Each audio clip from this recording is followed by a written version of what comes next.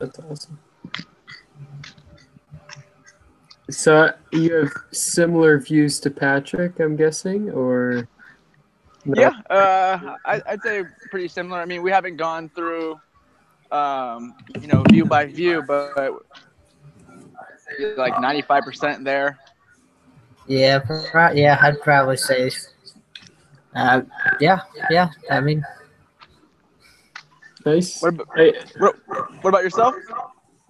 I'm near you guys for sure. I'm a democratic socialist through and through. So well, yeah, there you go. But well, You know what's great? Yeah, what's going on? No, sorry. Go ahead. No. I was gonna ask you stuff, so go for it. No, I was just going to point out that the Democratic Socialist Party in Canada is actually orange. So I kind of thought it was funny because that is your color. Oh yeah, that is a good one. Hey, so, I mean, who made that new logo though? Sure. It's good. I wasn't even thinking of that when I did it, but hey, no, it's true. No, it works. But no, you want to tell us a little bit of what's going on with UBC News and you? Yeah. Oh, are we live now then? I guess. Yeah. No, I just got it going. We're good. Okay. Awesome. No, well, UBC, the board said that they didn't want to be together anymore. Two people that were not Caleb and I came forward and said, "Hey, we can't work as a team." So we said okay, and we kind of had to deal with it. And now we're switching over and rebranding to TNU. I think Caleb's gonna take a leave of absence for now, but I'm gonna be working with whatever writers come our way, and then seeing what we can produce from that. And then you're launching. When are you launching the new website? We'll be launching thenewunion.co August 1st. So that was our original launch date for UBC News, and we're deciding to go with it with TNU. It'll be essentially the same website that people liked, that we tested a beta for, and people really liked it. So we're gonna work on it, or I'm gonna work on it pretty hard and get it done by then. But we'll be reporting on the Instagram pages probably for now, but we'll start getting more intense towards August 1st. Then we should be good. Oh, that's good to hear, though, because I was shocked to hear that it was splitting up.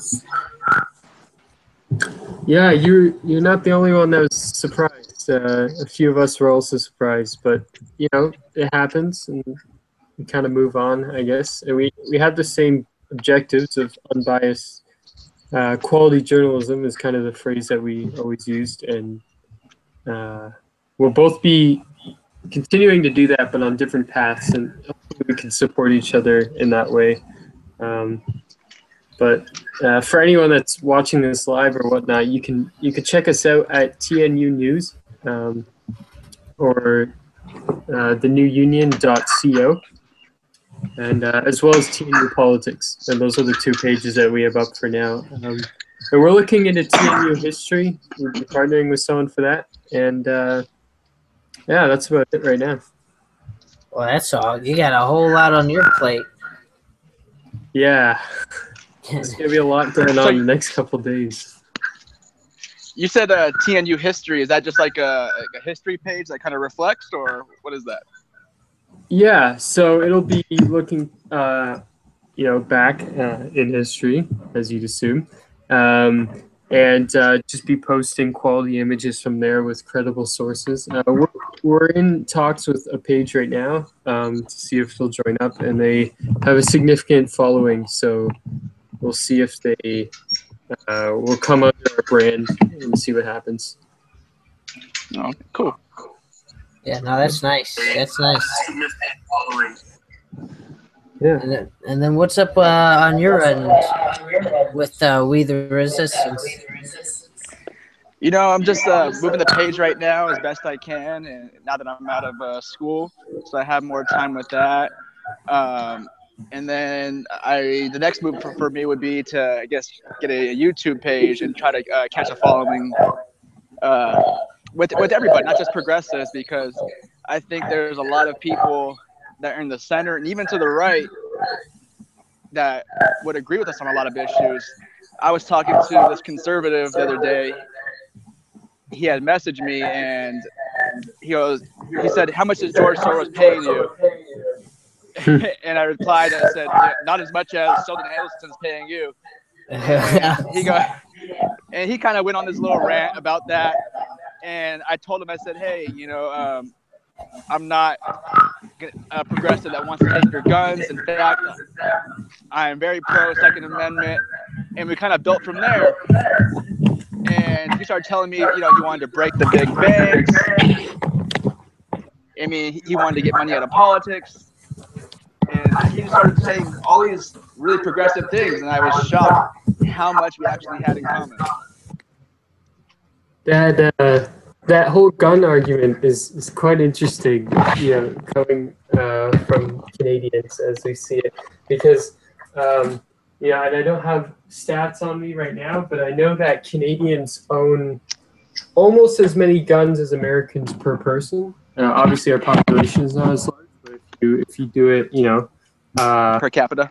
Per capita, we actually have nearly as many guns, mostly due to a lot of our population is in hunting and agriculture.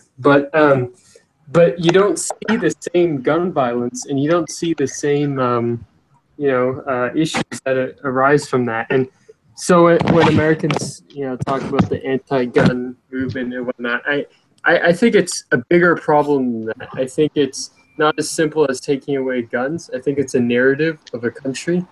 That's just my one comment on that. Yeah, if you would listen to Fox News, they might say, the reason that there's so much crime is because, Black community, where are all the fathers? Something along the lines of that. Yeah. I mean, one, you're putting them in prison. I mean, I was just reading an article that more people are in jail for marijuana charges than violent crimes. I guess there was like 575,000 marijuana arrests and like 510,000 violent crime arrests.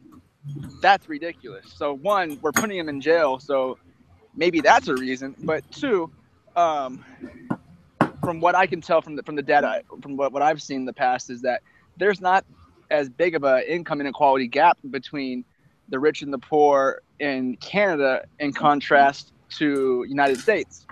And I think that when you're in that position of poverty, you are more prone to want to commit crimes. You're more prone because you feel almost like you have to. You feel like, this is the quick way they make money. You need to get ahead. I'm a psychology student, and there's this really incredible study done some time back, and it's kind of commonly known as rat world, RAT world.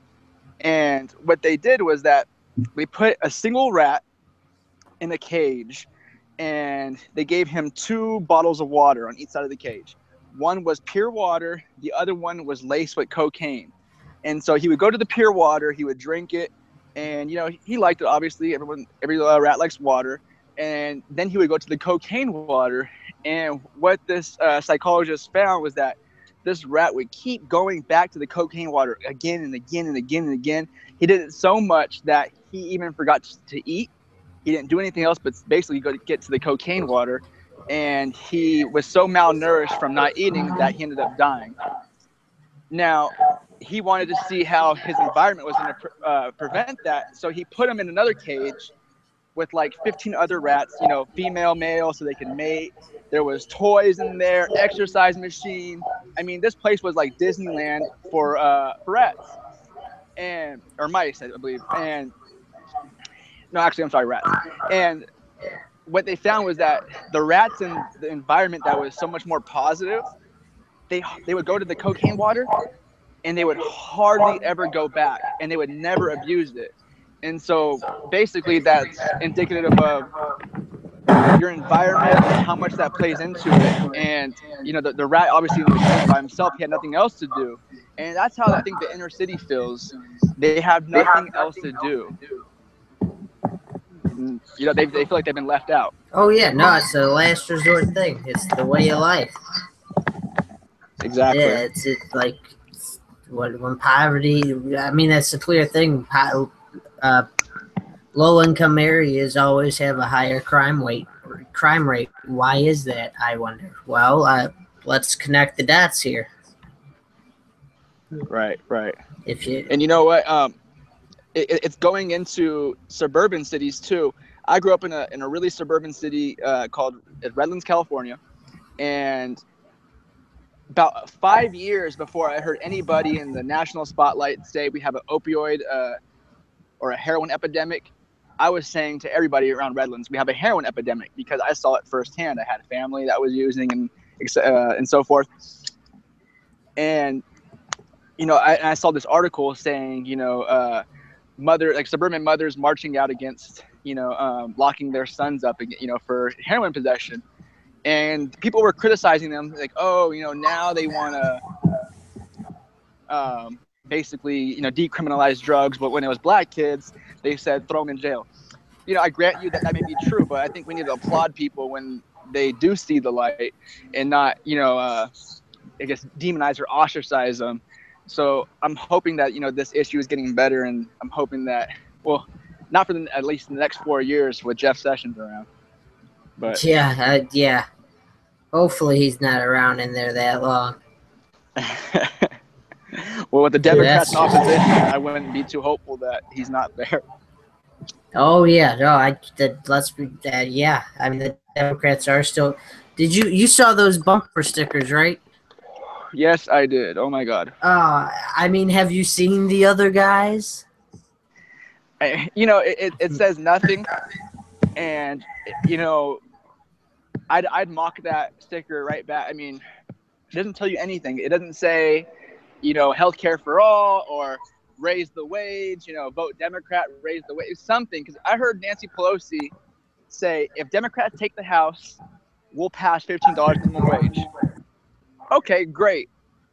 And most people are on board with that, even a lot of Republicans. But you don't see any of that from their message. I mean, yeah, nowhere are they campaigning. It's frustrating. It's frustrating. Yeah. You know, they want to talk about Russia too much. And while they may be important, you know, it's like Nina Turner, when she went on CNN, it's like she blew their freaking minds of like, what do you mean? Why can't we talk about Russia 24/7? I mean, this is the Malaysian plane for CNN all over again. Yep. Hold up. Yeah, I'm trying to pull something up on the screen. So, Eli, you work in basically, you try to do unbiased journalism.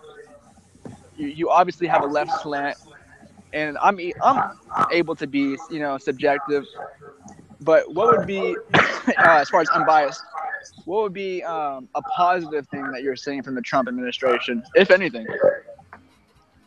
Oh, if there's you know, what could be perceived as positive? Well, that's Sure. a question. There's definitely a lot of little things. And it also depends, technically, depending on who you are, there are different positive things. If you're a Republican who, or actually, sorry, just a small example. If you're a hunter that wants to go hunt bears in Alaska, you are pro-Trump right now, and you are seeing that policy, which is now allowing that, as a positive step. But, you know, other people, let's say environmentalists, would not see that as a positive step. But I think you're asking, you know, positive on the grand scale of the international stage or whatnot. You know, a lot of people are saying that the North Korean situation has some negatives, but there's also some positives in the fact that Donald Trump is going to force a conclusion to the situation within his presidency. At least that's the thought. And Sure. UBC News, we reported on this a lot. We had some analysts go through it and just trying to figure out, what will actually go down. And one thing that is not mentioned a lot by the mainstream media, and something I've tried to bring forth, is the fact that there's still several hundred, no, not 100 yet, I don't think, just below 100 internment camps in North Korea. Wow. Which I'm sure you guys have heard of, where they keep political prisoners and people of the state that have gone against the regime. And in the camps, some of the conditions are similar to what we've seen in the past with Nazi Germany and in other places. Right. And that's not being talked about at all, which is, I think, very disappointing. The reason shouldn't be the whole nuclear thing as much. It should be the internment camps is why the situation is happening. But in the end, if there is some end to the North Korean regime, then that could be marked as a positive thing by historians looking back on Trump's presidency. And I would agree with you. The only caveat I have to add to that would be, I just don't know if Trump. No, I mean, I would say I do know. I don't think that Trump is the guy for that job. I don't think he has the wit. I don't think he has the temperament. But I'd agree, and I wonder because the CIA is everybody still there with me? Yep. Okay. The CIA is really effective when they want to be, it appears. We've toppled governments, we've overthrown leaders, we've infiltrated places, and I'm just really curious why we can't do that with North Korea. But I come back to the conclusion of perhaps it's not necessarily profitable for people to do that.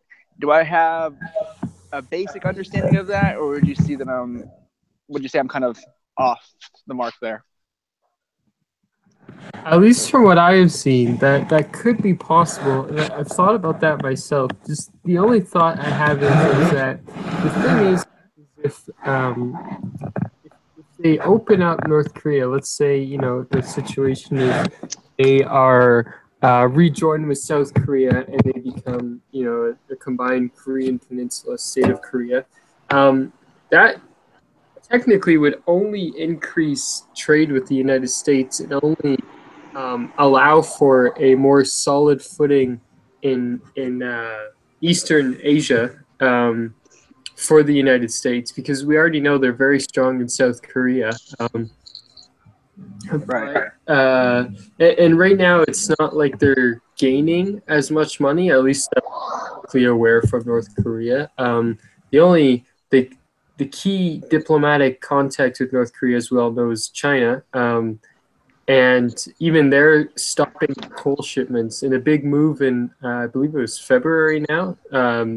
They sent their ships back, or they said they would send their ships back, and then they followed through in April or May. And they said, hey, okay, we're sending you back. We'll no longer trade coal with you, which is a big deal. China followed through on that kind of UN resolution. So to say that, I don't know what profit America would be making on North Korea. They don't have much profit to give, to be honest, and the resources are not going anywhere. One other reason I could think is, it sounds so simple, but it's just too much trouble. Why go in there, and why the U.S. will lose money on dealing with the refugee situation there. That will happen. There'll be a crisis right away. Half the population is in these camps, if not more. And they're brainwashed to make matters worse. The people over there are brainwashed. I mean, from what I can tell, at least. I don't know if deep down they know. I mean, they have to say the things they say, or else they know what the consequences are. So it's hard to tell if they know that they're trapped, or because I've heard that the North Korean citizens believe that they have the highest standard of living in the world, and they can't make the toilets flush, as they say. But I mean, it's hard to say whether they know or don't know. Yeah, no, it's very complicated, and I think that Interesting thing though on the brainwashing thing. South Korea has been sending. What they do is they catapult like DVDs and VCRs and whatnot, like just basically South Korean media over the border. wow. In North Korea, and there's a smuggling system there where they watch like TV, regular TV, they get news, they understand, because the greatest threat to someone like Kim Jong-un is education and knowledge and becoming aware of Yep. the actual world outside North Korea. So that's I been definitely agree. yeah. No, North Korea was inundating South Korea with some propaganda as well. I know right at the border, they were playing just North Korean propaganda. I mean, I'm not too clear about what they were saying, but it was just basically a speaker and a voice just saying things, encouraging the South Korean citizens to cross the border. yeah. But, No, and I don't know how much effect that's having on South Koreans though. I would assume not as much as perhaps their attempts are on North Koreans, because I would assume that South Koreans would know that they have it better. Yeah. Typically I'm not interventionist, but it seems that when it comes to North Korea, that they say in little as 5 years he very possibly could have a missile that could hit California or Hawaii. But obviously already he can hit South Korea or Japan, and so it comes to the point where this is going to be a problem one day. Now, what day do we choose? Is it going to be our terms or his terms? And I don't trust Trump to make these decisions. So, the longer we wait, the more dangerous it possibly could get.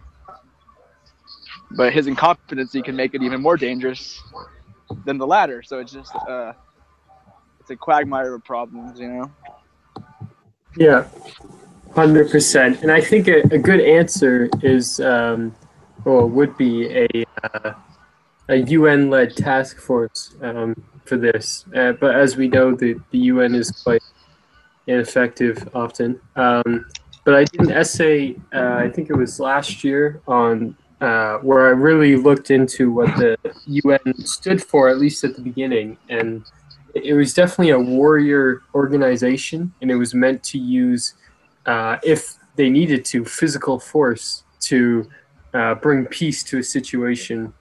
I think the UN's only successful use of this warrior objective that was set out by the UN in the United States when it was first formed was in the Korean Peninsula in the 50s, when they pushed back and established South Korea. So I think that it would be important to have that, a coalition at least, if there was something. And like you said, not trusting Trump, having many leaders figure out what's going on.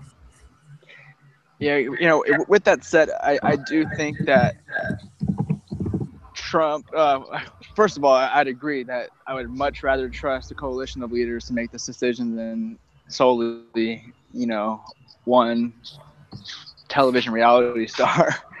Yes. But, with that said, it appears that Trump is kind of just letting his administration do what they want. He doesn't, the more policy-ridden promises he made are not being held because he's turning them over to people. I'm losing the guy's name who runs Health and Human Services. I want to say Tim something, or I can't recall his name right now. Tom Price. He's handing over, military strategy to Mattis and Secretary of State. I feel like he's not making the really intricate policy decisions, and he's making some decisions, ban, wall, these are easy to kind of see come to fruition. I don't think he's really getting in the nitty-gritty of boots on the ground and so forth. That is true. Yeah, and definitely militarily, it seems as though the U.S. generals are acting without any, he's just let them off their leash and said go. Yeah. As you've seen with Syria and whatnot. Again, that's a situation that history is going to judge, and we'll have to. It's still yet to be known whether that was a positive or a negative on that whole. You make a good point, because history even judges us for World War II. They say we didn't act fast enough to help the Jewish people, and ultimately we did go in there with the coalition, but we took out Hitler, and in a way, I guess, but I just don't. I think that even we were acting back then, just not fast enough. And with Syria, it seems that we're not going to act at all. So unless we get somebody else in there in 4 years. But what I will say is, one of the positives I think long term about Trump is that I saw a sign. I can't remember what protest it was, but it was this woman, and she had a sign, and it said, "If Hillary had won, we'd all be having brunch right now." And I think that's the problem, because if Hillary had won, people would not be paying attention, at least, most of our side, and they'd have their heads in the ground, much like they did with Obama. But Obama was a cult of personality. They needed that wake-up call. Yeah, and I think, Susan Sarandon, she was very insightful when she said, I think Trump might bring the revolution quicker. Yeah. Because with Hillary, she would have to run again, and she definitely, in my opinion, would have lost the second term, because she would have done some war hawkish things, I'm sure. She's, centrist corporatist. So people would have had a field day, with the ads that Republicans do. And that's the problem, is if she would have won, people would have not been paying attention, much like they weren't paying attention with Obama. Yeah. And they didn't know that Obama dropped 12,000 bombs in Syria. We ran out of bombs. We ran out of bombs while bombing Syria. Jesus Christ. And so I hear Trump, he goes back and forth. Oh, Obama was weak on foreign policy. And then I hear him say, well, Obama did this, and then with immigration, I hear him say Obama he had open borders. And another way, he went, Obama deported more people than anybody. It's just whatever he has to say, he'll say. But that's just the point, is that not enough people knew, talking about both sides of his mouth. So I'm hoping, obviously people are going to get hurt because of Trump's administration. Let's say he passes Trump care. Estimates anywhere from 18 to 100,000. Americans will die a year because they're underinsured or uninsured. And this is the great sacrifice, right or wrong, however you want to view that. But it's going to be the sacrifice that Americans make in order to start paying attention, And it's sad that we come to that. It's something that I've been saying from the start too. I have no regrets for who I voted for, because this wake up call needed to happen. There's not enough people are involved in politics, and that's how we've gotten to the point we are today. Yeah, I agree, and I'd also say that one of the most damaging, catalyst of American politics is that Reagan was a great president. I know I'm kind of taking a left turn, but I think that goes with the disinformation that people have today. And we have people that are still claiming that trickle-down economics is going to save the world. I mean, deregulation, it will help us. This pipeline going through the river. Oh, don't worry about that. 8 million people. That's probably safe. Fuck it. That's the fact that this is going through native land. This is going through 8 million people's water. This is gonna affect it. And so I'm glad that people are more engaged.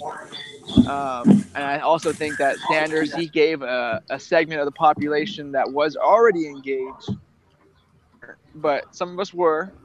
And I think he gave us the courage to start speaking out and start going, yeah, no, you know what? I am progressive. And this is how I feel, because so much of the electorate, not even, excuse me, because the electorate is actually with us in the policy, but just the prominent people out there that were talking about politics, they would make any progressive feel like, you know, we were stupid. Yeah. Oh man, what the? Yeah, I agree. That's and one thing about American healthcare. Oh man, like don't even get me started. It does not make any sense. It is ridiculous. There's 33 countries in this world that are, you know, so-called developed, and 32 of them have universal health care. There's one country, the one that is supposedly the crown jewel, the United States, does not That leads the way, yeah. Why has that not happened yet? I don't understand. Well, I'll explain why it hasn't happened. And basically, everything just roots back into money. Okay. We buy the most prescription drugs in the world, and like 5% of the population, but like 25% of the painkiller consumption. Oh, you wait, that, and you mean we have an opiate problem? Oh, it's getting jumbled. What was that? You mean to tell me that we have a opiate problem across the United States, and we consume the most? Oh man! Wait, is Eli still with us? I feel like we just lost him. I think he muted his mic. I'm here. Okay. Yeah. Okay. Yeah, and so we have 1,400 lobbyists that represent the pharmaceutical and insurance companies. You know, pharmaceutical and insurance are among the top 2, top 3 of donors going on in Congress, going on in state legislators. They are very powerful, and they keep it in a certain way. And the Republicans, they will have you believe that Obamacare is this crazy left-wing idea. But if you really look at the history of the policy, just forget the name Obamacare, Affordable Care Act. If you look at the history of this policy, this plan, it is a big giveaway to the insurance companies. The insurance companies, in fact, did grow larger. It kept the profit motive in there, which is the, you know, part of the problem with our healthcare system is we put profits over people. But when it comes to this, Nixon actually put out something very similar to this healthcare plan. Bob Dole put this healthcare plan out there when he ran for president. Yeah. Mitt Romney actually enacted this policy when he was governor. You know, the Heritage Foundation helped write it in the 90s, and the Heritage Foundation is considered, you know, a right-wing, you know, god when it comes to think tanks. Yeah. And they helped write this thing, you know, back in the 90s. They're very powerful. They spend a lot of money to make it a certain way, and it's effective because the people don't know who's on their side. And to be fair to the people, they get inundated with a lot of bullshit information when it comes to the media. And second of all, they really don't have, you know, a wonderful opposition parties, the Republicans. I'm not going to beat up on them and say they're extremely horrible, because Democrats have done some good things for this country, and, you know, we should be proud of what liberals have done. But with that said, they can do a lot fucking better. Oh yeah, no, they're not putting half their effort into it. Yeah, and it sucks because when something like this, we don't have people backing us. And the funny thing is, I was just talking to one of a popular Instagram page, Muffled Democracy, and he had made a post, and this is a post that I'm talking about frequently, is that you often hear about conservatives go back to, oh, is healthcare a right in the Constitution, you know, the founding fathers, and so forth. But what's interesting is that I think it's like 1794, the government back then had enacted government health care that was paid for by taxes for veterans. And basically it was essentially like a VA. and they had done it in a few places in the country to give healthcare for free to the military. So the idea of government healthcare has been around since the beginning. And this idea that healthcare isn't a right, isn't it set in the Constitution? That's interesting because I don't think 99% of the population would say that a kid growing up in America who's a citizen, he cannot go to K through 12 public schooling because his parents can't afford it. They would say, no, this kid's an American citizen. Every American citizen gets to go to kindergarten through high school. Yeah. And then after that, college is up to them. But where in the Constitution does it say that public education is a right of the people to go to kindergarten to senior year? It doesn't. But as a society, we recognize these things and go, hey, people need to be educated. Well, you know what? People need to be healthy as well. 100% agree. And I believe also in post-secondary, education for at least subsidized or free. In Canada, we do education by province, so like your states, and we also do healthcare by province. So in Ontario, my province, the major province of Canada, they made it here. The Liberal government made it so that kids that are people under 25, under a certain income bracket, can go to post-secondary for free. Any school, so they'll have tuition 100% subsidized. I believe they'd only pay taxes on it, so very, very much subsidized. Yeah. So, and I think that kind of, at least to start off, that targeted, certain income levels, certain age. That's the way to start, and for that to carry across the states. And don't correct me if I'm wrong, but I feel like the big movements start at the state level and then they move, towards the federal level. So if California or New York, which I assume would be the ones that would do it first, said, okay, completely free post-secondary, that it would kind of grow across the nation and see what would happen. I don't know. Yeah, I would agree with most of that. I would say that it takes a good statewide legislator and state governor to start something positive, because they have a lot more opposition, they have a lot more special interests. So I would say it probably becomes local, to be honest with you. And one of the things about that is the minimum wage.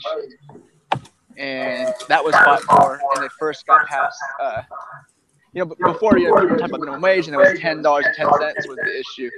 And we couldn't get that passed. Even as the Democrats had a supermajority, we couldn't get that passed.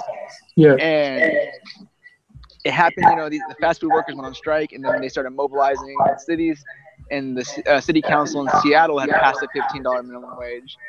And then it was like domino effects, essentially over the next few years, where, other big cities would pass it, and then states would pass it. So yeah, it does come from state and local politics more.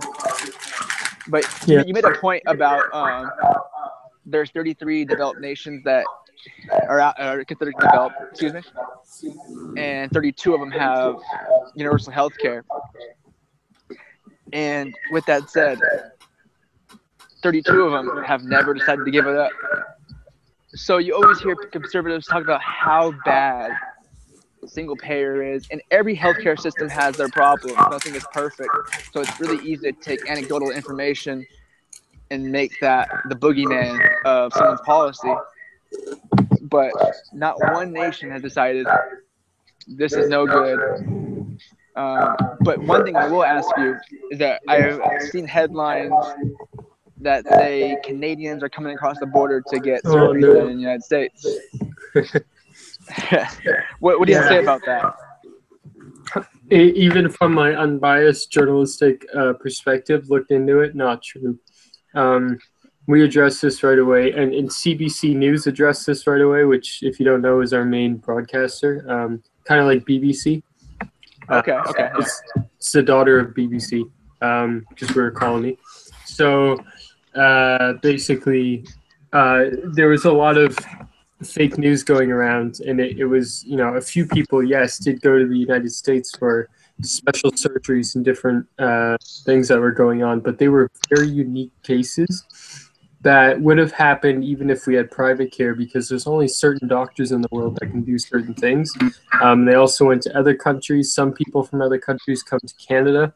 Canada also has, we're not perfectly universal. We have a few private clinics that are allowed. It's kind of convoluted and confusing, but we have a few private ones for special cases. And we're not controlling as that situation in the EU with that young boy that is taking off life support. So I actually think it's a better system that we have here in Canada than most, because it's 99% universal, and then we have some private coverage. But yeah, that was fake news. There aren't flocks and flocks of Canadians going over the border. Our healthcare system is one of the top in the world. So actually, on some lists, we get rated first. Nice. Okay. Well, that's good to know, because I hear that as a talking point commonly. Yeah. Yeah, shut that down. Shut that down. I'll have to look into that with that CBC report for sure, and then start using some of that. Yeah. No, that'll be a good one. I'll send you guys a. So I did we have UPC Fact, which I'm leaving now, but I did a report for them. I'll send it to you guys over a combo on Instagram right now. I'll just send you the images. It compares democratic socialist states, and then looks at them in charts of, best middle class income, best place to live, best healthcare, and you'll see this trend where the Nordic democratic socialist countries and Canada will constantly be, in Australia actually, in those top 5, 6, 7 countries. And it's just interesting to see that all of that ties together in the democratic socialist movement, where you see healthcare, education, highest living wage, quality of life. They're all top in the world from these democratic socialist states. It's just, and you got to wonder, like, if we started moving towards that, as the U.S. or even as Canada getting better in that, would our country be better? Is democratic socialism the best system? I would argue it is, but that's the question. When we saw the most prosperity in this country, it was after the Great Depression, when we had a lot of investing in our communities, a lot of investing in the people. When FDR came into office, and he brought, what was the unemployment rate in the 40s, 50s? I can't recall offhand, but it came down to 2%. And the draft had something to do with that, but not completely. I mean, he did create a lot of jobs. So I think when it comes to our workforce, when it comes to creating jobs and our economy, and the standard of living, I think giving our people, I think that's probably the 3 biggest things are a living wage, healthcare, and education. Yeah. Because the more educated our people are, the more, they're going to go out there, they're going to create new inventions, new technology, and we can lead the world again. If you look at our healthcare system, how it's ranked, if you look out, we have the highest infant mortality rate of any developed nation. We have a D rating on infrastructure. Yeah, a D- rating. Yeah, D-. Woohoo! I forget about our education too. We used to give college in this country for a period of time.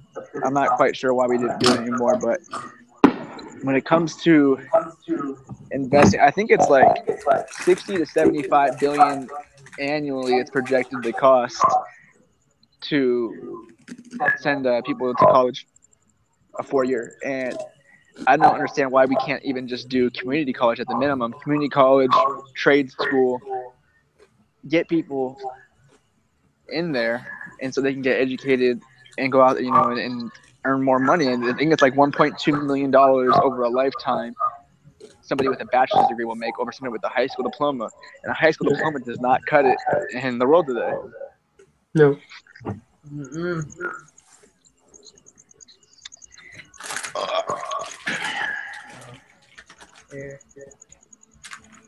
Hey, Pat, how do you feel about the minimum wage? I believe in a $15 minimum wage. I mean, we're out of all developed countries, we haven't fouled in inflation. We've had stagnant wages, and we wonder why our poverty line's growing. I mean, let's put 2 and 2 together here and do basic economics. Yeah, there's a, I forget what word I'm trying to look for right now, but there's something called velocity of income. Yeah. When you look at the top 10%, I think it was, or 5%. No, I think it was smaller. I think it was like 5%. And when they make money, they hoard a lot of it. I don't have the percent on average in front of me, but they only spend about, I think it was like 10 to 25% of their income because they have so much money. And when it comes to the bottom 95, we spend about anywhere from 90 to 125% of our income. That's because we're in debt. A lot of people are in debt. And for one, bankruptcy through medical costs is the #1 cause of bankruptcy in this country. And, we have $1.2 trillion collectively in student debt in this country. So we spend more than 100% of our income, quite honestly, on goods and services. And if you put more money into these people's hands, they're going to spend more because they don't have that luxury just yet. Yeah, and exactly. So that's how velocity of income works. It goes in, it goes out. And that's how most people in America live their lives, and they will continue to live their lives that way. It's a hard habit to break.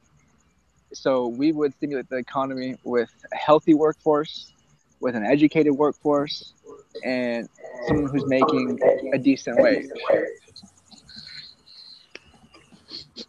Exactly, because in a consumer-based economy, it only makes sense. What would you guys say against the talking point of that raising minimum wage is going to raise costs of goods?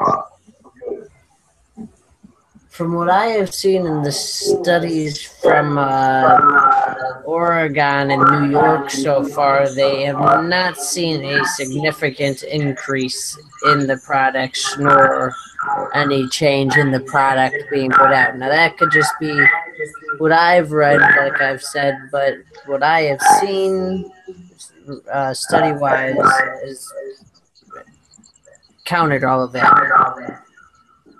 Yeah, I've seen something similar to that too. So, I mean, that's what I've seen on it. Hey, Eli, do you guys have a minimum wage over there? Yeah, we do in fact have a minimum wage of $12.50 Canadian, and people were happy with that for now. But it's moving up to 14 in our province, 2018. And then in 2019, it'll be at 15. So we're actually moving up as well. And I don't know how I feel about it until I have more data, so I'm not really going to comment on that. But I've heard very strongly negative things and very strongly positive things, so it's hard to know. And, Canada and the U.S. are very different, so I wouldn't be able to compare in that regard until I had more information. But with that said, from what I understand, the cost of goods in Canada is significantly less, and you guys are not paying healthcare costs. Yeah, so maybe we don't need one as high because the country takes care of us more. So and I know that our living wage is 15, I believe. So typically employers will pay close to 15, once you start getting into the workforce. Okay.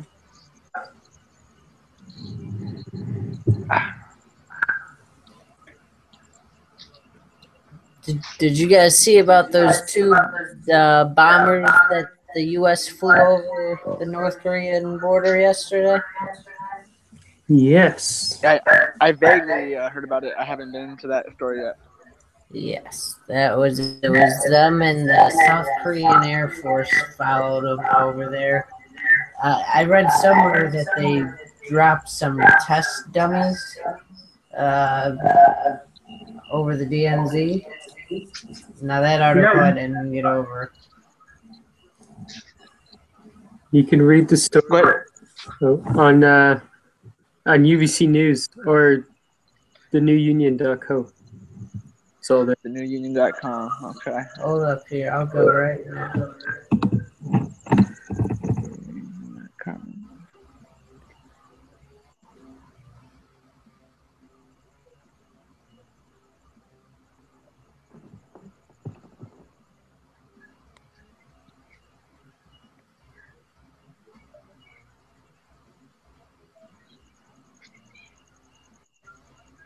I'm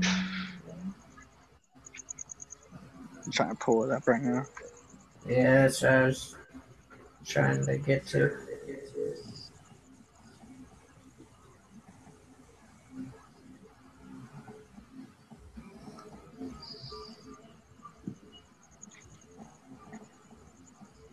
Yeah.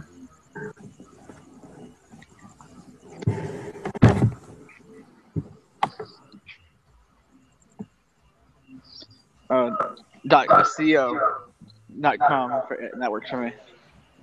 It should be .co, yeah. The new union. Oh, I was mishearing you. Okay. Let's see. No politics. problem. I sent the link. Oh, cool. You have a sports one too. We're working on it. Yep. Is it? And you have something like called fact? Is that like a fact checking system? We had one with UBC, so it depends on exactly. We don't know for TNU yet. The website is in between changing from UBC to the newunion.co, so there are some things up there. If you scroll down in the news section, you will find an article on this on the. Yeah. I'm already in it right now. Oh, okay. Breaking U.S. bombers entered North Korea. There you go. It should be U.S. bombers fly by North Korea is what the title is, I believe. Yeah, 2 United States B-1B bombers flew along the North Korean border, escorted by South Korean fighter jets, said the U.S. Air Force in a statement. The aircraft flew near the demilitarized zone, dropping inert weapons in a show of force. The bombers flew over 300 kilometers from Andersen Air Force Base in Guam to carry out the training exercise known as Jungle Lightning. The pair also received Japanese escorts during the flight. The military said it was a demonstration of Ironclad U.S. commitment to our allies. My phone just blacked out. Here, if you want. There we go. All right. Go ahead, Eli. Oh, okay. Yeah, here I can read it if you want. So the military said it was a demonstration of the ironclad U.S. commitment to our allies. The mission took 10 hours. It's not the first time the U.S. has done this. So they flew in early May over the peninsula, but they didn't fly this close, as far as we can understand. And previously, the U.S. told American media, that they were trying to keep a low profile on the flyovers and getting too close to North Korea and not make a huge deal about it, but just enough to show support for South Korea. So the thing that happened yesterday was very unique because it was very obviously, hey, we're showing our force, we're being very loud about this, and that's kind of what the big deal about it was. And you can go through the rest of the article, but that's basically it. That's summarizing it. Okay. Thanks. I'm gonna start using this site now. Honestly. It's just good to hear. You'll see a lot of changes in the coming days because it'll be switching over from being UBC to the new union. Yeah. Well, that's one of my favorite unbiased news groups, so I'll definitely recommend that. Sweet. Thanks. Yeah, you've been a huge supporter. It's been fantastic. And It's a good group. Now we just gotta work on getting your page back, man. Yeah. I'm about to drive up to the Instagram headquarters, man. Yeah, we need to Zuckerberg. We need a riot. I'm not usually a fan of this, but we need to call fucking the Antifas. We need Those fucking guys, oh my god. I just don't. I had somebody unfollow me on my page when I said that Antifa was a bunch of morons. Yeah, I had someone on my post. I think you might have commented on it on my Patrick Progressive page. That I tried to get them to debate because me and Capitalist America, we were gonna go and debate them. Oh, okay. But they never took that. Never took up the offer, sadly. That would have been a fun one. Yeah, see, I tried to engage with the person too, and I was like, well, why shouldn't I dislike them? Yeah, exactly. It's like it's not a group, it's a movement. Yeah, Wait, that's the number one thing they say. Wait, what's the difference between a group and a movement? First of all, it's maybe I'm confused. Well, the movement sucks. Yeah, I was gonna say let's just get this straight.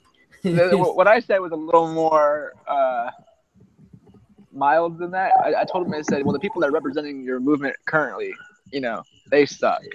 I understand that there's some significant history to them, but the people today, Jesus Christ, Yeah.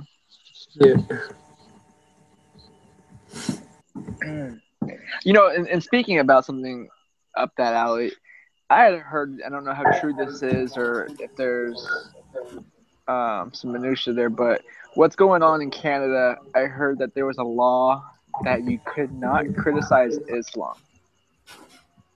Now, is this another I'm forgetting fake the news? term about this. Yeah.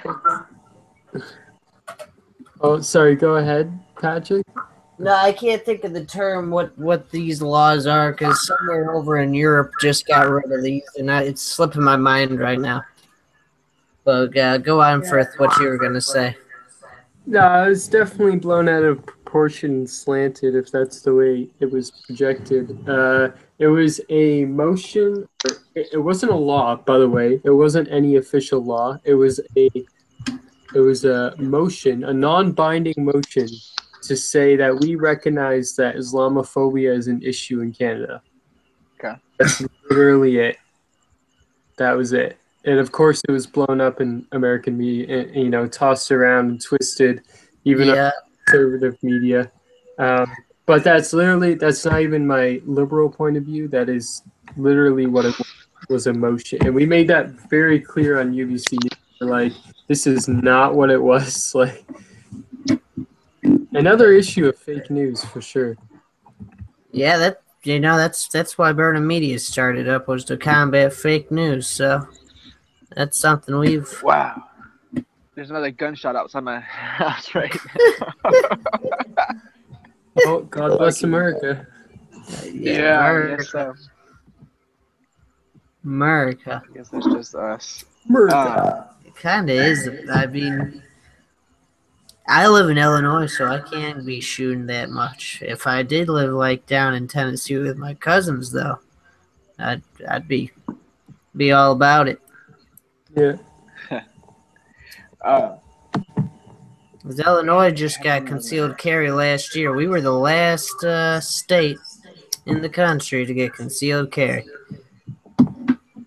Oh, you know what I was going to ask you guys? Yeah. Now, this is a sensitive topic for a lot, but do you guys think Islam needs some reform? Oh, I mean, I thought it was going to be a lot worse. Okay. Sorry. Yeah, I did too, honestly. I was biting my tongue for a second there. Yeah. Well, it's depending. I mean, I put it a little delicately, but depending on how you feel about it, it can get a little hairy for some people. Yeah. If they're Muslim. Yes. Sure. Yeah. No, I mean, I'm an atheist. So it's nothing that really affects me. I think all religion has its things that suck. That's why I personally don't follow one. So yeah, there's obviously some parts that need some reform. I mean, we need to up places that are still implementing Sharia law in 2017. Let's just get our act together and get with the times. Yeah, and you know what? I used to be a little more like, oh, I don't think so. I think it's just a few. Yeah, and I'm still largely that way because it is a small population of them. But it was actually Bill Maher that had said something about Islam, and he read off a Pew study about how much of them believe in Sharia law, and it was a little concerning. Yeah. Yeah. No, that's like I said, that's the only thing I have. My issue is so. Yeah, and I think there's been Islamic countries that have had women head of state, so it's kind of weird, because Indonesia is, I think, the highest Islam population, if I'm not mistaken. I could be wrong. I think you're right. I think I've seen some studies saying that. Yeah, and this is the nation that gets hailed as the moderate Muslim nation. But in order to be a police officer as a woman, what I've learned is that they have to go inside the woman's vagina and put 2 fingers in there to make sure she's a virgin. That was said by a few reputable sources, and I was kind of taken aback by that. Yeah, I mean, I wouldn't be surprised by that. I wouldn't be surprised if that was not true either. Yeah, it seems crazy. That's what I'm saying. Like, that definitely sounds like a crazy thing, but it definitely sounds like it could be a true thing. And maybe that's the problem with Islam. I think there is problems there. Yeah, no, I mean, clearly there is. In all, again. But yeah.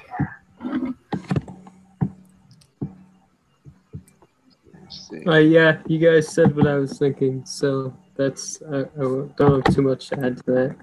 Yeah. I mean, like, for sakes, the people saying that ISIS represents all Muslims, no, that's BS, because the Quran is clearly against suicide and killing women and children. Yet we have suicide bombers going into concerts and killing innocent women and children. Yeah. So there's another thing. It's like you can't be wrapping these all up if they're just trying to gaslight a whole other race. Okay, I'm gonna go back to that point I made, and it actually is true. So for I guess the women to be given virginity tests, 2 fingers in their vagina. Jesus Christ. They have to do that for national police and military women. And typically these women are 18 to 20 years old. So it includes Air Force, Army, Navy. They've done it for decades. The fiancés of military officers before marriage, they do it to them. Some people, I guess, not even in either category. But yeah, it says it's known in the test as the 2-finger test. And I'll kind of let that sit there. But yeah, I guess it is true. Yeah, that's weird. That's yeah, that's some shit right there. That's all. Yeah, that's all I have to say about that. That needs to not happen anymore. That's for sure. Exactly. So, I think if liberals want to be liberal about this, we also have to be real about this, and that is really concerning that women have to go through that. Let alone,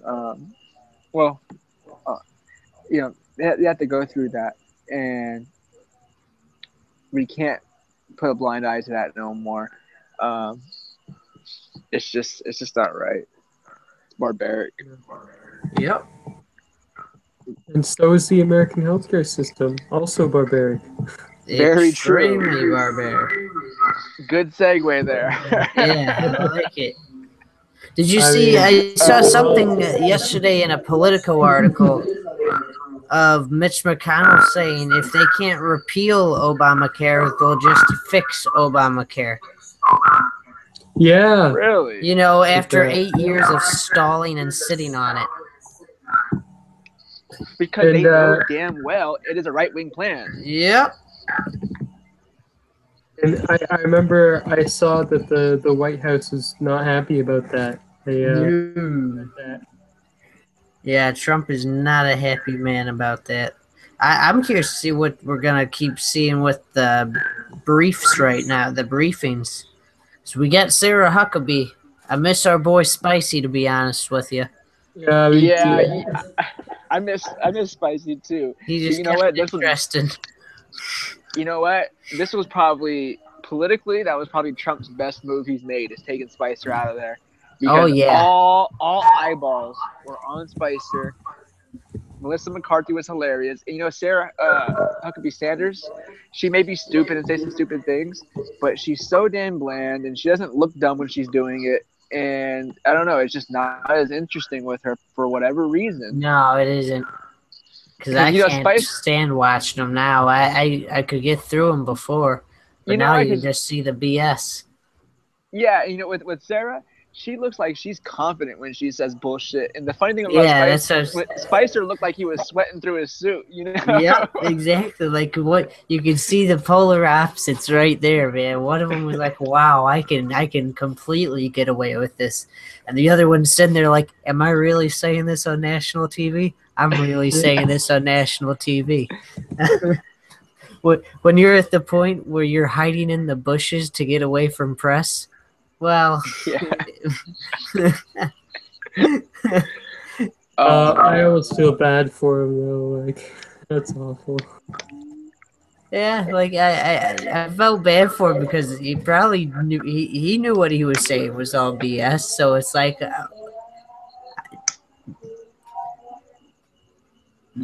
It's just painful. It's just painful. But, you know, I brought that story up on McConnell talking about a bipartisan approach to fix Obamacare. And you know what? If they did that, it would be better. But how do you think that would react for the midterms? Because a lot of the base, you know, repeal and replace, that's a relatively new thing. It was always repeal. The Tea Party never said replace. They just said repeal that shit, you know? Yeah. Repeal and replace came in the primary from what I remember. It hasn't always been repeal and replace. So, do you think this would affect them in the midterms to do a bipartisan deal with it?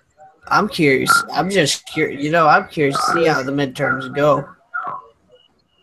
It's going to be tough, you know, because it's mostly Democrats that are up for re-election. Yeah. And the Republicans that are up for re-election, they're in pretty strong states. I think maybe Rand Paul's up for re-election. Did you see Paul Ryan's competitor? Yeah, I have seen him a little bit. He's like raised $430K in donations in the first 12 days of his campaign. Wow. And he's some grassroots, like, iron worker, I want to say. Is he a Justice Democrat or no? I don't know. Maybe he's on the Our Revolution roster. Okay. If not, he should be on one of the two because that'd be even more support for him. I'm really curious if Justice Democrats can pull off a win. Yeah, Benjamin Wolf out here in Chicago, he's a really strong candidate, and if I could vote for him in his district, I would because he's got a great platform. Yeah, and then they have he's got the experience. What's that woman's name? Paula Jean Swearengin. She's primarying Joe Manchin. No, what state's that? It's not Paula Jean or Sarah Jean. Or her last name is Swearengin or something like that. Is it? Maybe I'm just derping out right now. But yeah, they have a few good candidates, Justice Democrats in brand new Congress. Yeah. but it's gonna be tough. I mean, there's a lot of Democrats up for re-election, and I'd say Democrats usually do better in the general election. It's going to be tough for them because Trump, he can still pull the war card and get support that way for the general, kind of like what Bush did. I think the Republicans only need to get 7 more seats. Oh, and in the Senate they need to get 8. 8, yeah. Okay, so that's another. That's what I was trying to think right now. Is like, what else was the big thing coming up with that? Yeah, I'm curious to see. I'm just curious to see how 2018 goes with the Justice Democrats, to see if they show up or what. I hope they do. Yeah, they need at least one win. But I heard they're fundraising pretty good. They have this girl, Alex Ocasio, and I think it's her name. Her last name's Ocasio, and she's running for U.S. Congress in New York. I want to say she's the 19th district, maybe 14th. It's in the teens. Yeah. And she's running against a corporate Democrat, and she's been raising a lot of money. So I'm hopeful that they can get. They need 2 wins. They need a primary, and then they need the actual election. And the whole talking point, it's going to be like, for instance, if that woman primaries Joe Manchin and she wins, and then she loses to a Republican, that's going to give the corporate Democrats so much ammunition of why party politics won't work in these states. Yeah, that's exactly the thing they will go with, too. Yeah. We got the talking heads like Joy Reid. Yeah. I got an interview going on this Thursday with Dorothy. She's running for Congress out in Washington. Nice. So I think we're gonna do that live through here. Is she a Justice Democrat in Congress? What was it? Is she from the Justice Democrats or no? No. But she is a progressive. Cool. Where are you sending Yeah, but she's Dorothy. I can invite you to her Facebook page. Okay. She's running for the 3rd district in Washington. I'll have to look out for her to see if she can pull something off. I'll be making a city councilor run next year, which is exciting. Looking forward to doing that. I'm sorry, I didn't catch that. Oh, well, I'm going to be running for city councilor in my city. We have Guelph next year, which is exciting. Oh, nice. Nice. Yeah, very stoked for that. Good luck. Yeah, thank you. Yeah, I definitely hope you can get in there, man. Yeah, it should be good. But that's something I've been looking at. Well, some people have, since I've dropped out of doing the mayor run, people wanted me to do like the township. So that's something that I might be looking into for that. I think that's 2019 for us. Yeah, That's awesome. I've flirted with the idea, but I have never made that plunge. It's really going beyond just thinking about it. Yeah. But yeah, I'm still on that. Lot of money.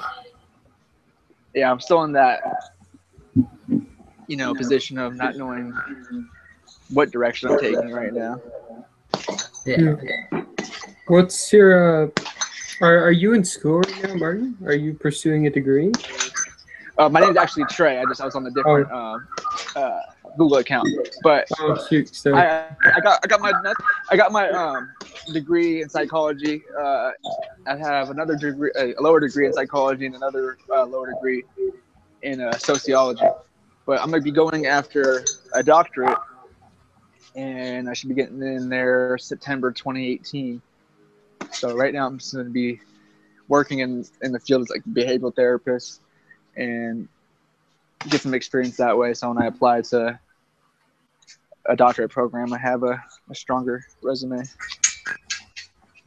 So I want to do that practice and then possibly do something with politics as well. Sorry, you cut out for me for a minute. So right now you're running a practice, or you're part of a practice? No, I'm a part of not running one. No. Oh, okay.